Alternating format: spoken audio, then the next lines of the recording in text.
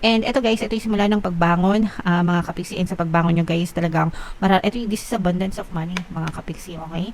And ito yung dahil sa inyong pagiging masikap, matyaga, masipag, mga kapiksi. Kaya, tapos meron pa kayong mga good karma from the universe. Kaya, talagang magbabago yung takbo ng buhay nyo, mga kapiksi. And kasabay na rin yan ng ng pagbabago nyo sa sarili nyo, guys. Dahil kayo ay nagbago, magbabago din yung takbo ng buhay nyo.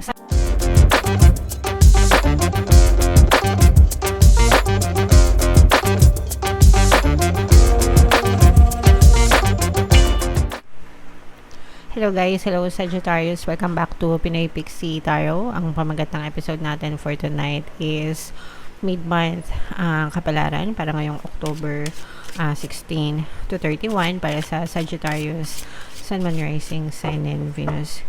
If in case hindi kayo nakaresonate dito guys, try nyo panoorin yung video dun sa monthly horoscope nyo for October, mga kapiksi. Baka nandun yung energy nyo, mga kapiksi.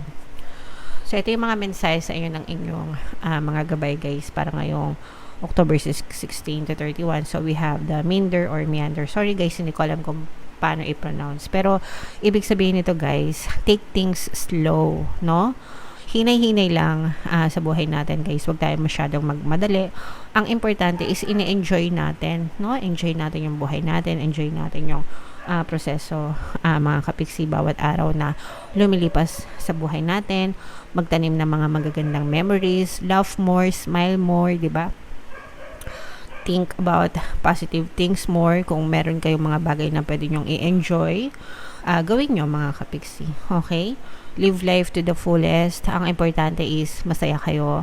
Ang importante is you are finding your own happiness despite ng mga circumstances na nangyayari sa buhay nyo. Kahit na may mga problema or mga challenges kayo na nararanasan, which is normal naman yon guys, no? Walang problemang hindi walang taong hindi na problema. Kahit ngayon mga baby guys, di ba naman problema sila kasi hindi nila alam kung paano nila sasabihin sa magulang nila na nagugutom sila or may masakit sa kanila, iiyak na lang sila, 'di ba? So, kanya-kanya lang 'yan ng level ng problema, ng pinagdadaanan. So, walang nakakalusot sa mga problema. Ang importante is we learn to be happy, enjoy life, mga kapiksi, okay? And ito guys, ibig sabihin nito, there are risks in life, pero may mga rewards din, mga kapiksi. So, wag tayong matakot na sumugal sa buhay natin, especially if alam naman natin na may mga rewards na kapalit yun, guys. But of course, syempre kailangan din maghinay-hinay, kaya nga take things slow, no? Wag masyado magmadali para ma-lessen din yung mga risks na kapalit nun. Okay? So, tamang tamang sugod, pero tamang atras din kung kinakailangan, mga kapisi. Nagets nyo ba? Sana naintindihan nyo guys. Kasi kailangan nyo din of course na protektahan yung sarili nyo. Pero kung hindi kayo susugal, syempre hindi nyo rin naman malalaman yung resulta. Hindi yung sugal na tumataya guys, no? Yung ibig sabihin sugal, pakikipagsapalaran sa buhay, mga kapiksi, no? And then we have the fire energy, mga kapiksi, ibig sabihin nito init, no? Yung init ng ating burning desire, pagkakaroon ng burning desire sa buhay natin, mga kapiksi. Ito yung nagbibigay ng inspiration, creativity, at saka focus, no? Sa mga bagay na gusto natin. Kailangan, kumbaga parang bigyan nyo ng focus, bigyan nyo ng init ng atensyon at pagmamahal yung mga bagay na gusto nyong mangyari sa buhay nyo, and eventually it will be pushed out sa ating physical reality. Sometimes kulang lang ng ng init, no? Init ng pagmamahal. So let's say for example, yung trabaho mo, nabobore ka, 'di ba? Kailangan mo lang na mahalin yung trabaho mo para hindi ka mabore. Lagyan mo ng init ng pagmamahal para magtagal ka sa trabaho mo and ma-enjoy mo. Nagets mo ba yung ibig sabihin? Sana naintindihan mo. Alright? So, comment down below, Sagittarius, if feeling nyo naintindihan nyo yung mga mensahe na yan, mga kapiksi. So, tingnan natin yung ganap sa inyo guys ngayong October 16 to 31. Shuffle natin to mga kapiksi. Habang sinashuffle ko to, panoorin nyo muna yung video natin regarding sa ating paano mag-manifest ng abundance video course. Kapiksi, sawa ka na ba sa mga struggles at hirap sa buhay mo? Masipag ka ba at masikap sa buhay ngunit hindi ka pa rin umaasenso? Ilang beses ka na bang nag-attempt mag-negosyo at mag-invest pero palagi ka pa rin nalulugi? Sa pagkakataon na ito ay maaaring may subconscious beliefs ka na nagiging balakid sa iyong pag-unlad at pagyaman. Introducing, paano mag-manifest ng abundance video course. Dito ay matututunan mong ma-overcome ang mga balakid mo para tuluyan ka ng umunlad, umasenso, sumagana, maging matagumpay, successful at maswerte sa iyong kabuhayan, pera, trabaho, negosyo, salapi at kaperahan ng bonggang-bongga. Dali, mag-send na ng email sa pinoypixitaro@gmail.com at simulan na ang iyong pagyaman ngayon. Alright, so sa lahat ng gusto mag-avail ng course guys, meron tayong promo ngayong October. Magbibigay tayo ng free 3-in-1 pampaswerte sa subliminal. So pampaswerte sa buhay, sa pera at saka sa love life.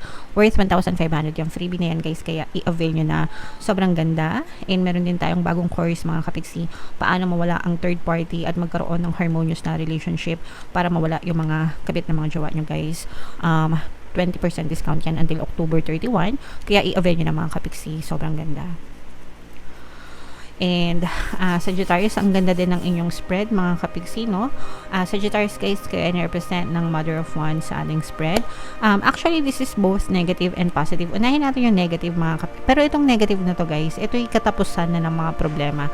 So may mga problema, may mga challenges kayo guys. Pero ito yung natatapos na or mag-e-end na yung chapter ng paghihirap nyo. And magsisimula kayo ng bago, no? Ito bagong simula ito mga kapiksi. Bagong chance, bagong chapter ng buhay nyo. Kumbaga parang libro lang, 'di ba? O kaya drama pagkatapos ng episode 1, episode 2 naman. So parang ganun din kayo guys na tatapos na yung previous episode nyo and right now magsisimula na kayo ng panibagong episode. At saka yung iba sa inyo guys, parang feeling ko nare-reborn kayo. Nare-reborn kayo na mas mature, mas may alam, parang mas wise, mas matapang, parang mas better version ng pagkatao mo in your previous past mga kapiksi. So dahil dun sa mga experiences nyo, sa mga problema nyo guys, nag-mature na kayo mga kapiksi, kaya parang mas upgraded version na kayo sa pagsisimula ng panibagong chapter ng buhay nyo. So mas matapang, mas malakas, hindi na mema, hindi na pabebe, no? So comment down below guys if naintindihan nyo. And ito guys, ito yung simula ng pagbangon mga kapiksi. And sa pagbangon nyo guys, talagang this is abundance of money mga kapiksi, okay? And ito yung dahil sa inyong pagiging masikap, matyaga, masipag mga kapiksi, kaya tapos meron pa kayong mga good karma from the universe, kaya talagang magbabago yung takbo ng buhay nyo mga kapiksi. And kasabay na rin yan ng ng pagbabago nyo sa sarili nyo guys, dahil kayo ay nagbago, magbabago din yung takbo ng buhay nyo. Sabi ko nga sa inyo guys, para magbago yung buhay nyo, yung takbo ng buhay nyo, kayo muna yung dapat na unang magbago, no? The change has to come from you mga kapiksi. The power is really within you, no? Yung pagkatao mo, yung perception mo, paniniwala mo mga kapiksi, kapag binago mo yon, doon din magbabago yung buhay mo. Kasi parang yan guys, pag nag-computer kayo or pag nag-cellphone kayo, kung ano yung tinatype nyo, yun yung makikita nyo sa screen, yun yung output, yun yung mapiprint, di ba? Pag nag-type kayo. So, kung pangit yung tinatype nyo, syempre, pangit din yung nakikita nyo sa screen. Pero kung magaganda yung tinatype nyo, magaganda din yung makikita nyo sa screen. Ganun lang yun. Kasimple mga kapiksi. So, kung gusto kong pangit yung na-experience nyo sa buhay nyo, ibig sabihin, pangit din yung iniisip nyo, pangit yung mga paniniwala nyo, pangit yung perception nyo, pangit yung pagkatao nyo. Hindi naman pagkatao, pero paniniwala nyo, no? Kaya pangit yung nakikita nyo. Pero, everything is changeable and malleable. Pwedeng magbago yung buhay nyo, kagaya ng pagta-type. Kung gusto nyo baguhin, i-delete nyo, di ba? Backspace, delete, ganyan. Tapos type ulit, and then magbabago yung printout. Ganun din sa buhay.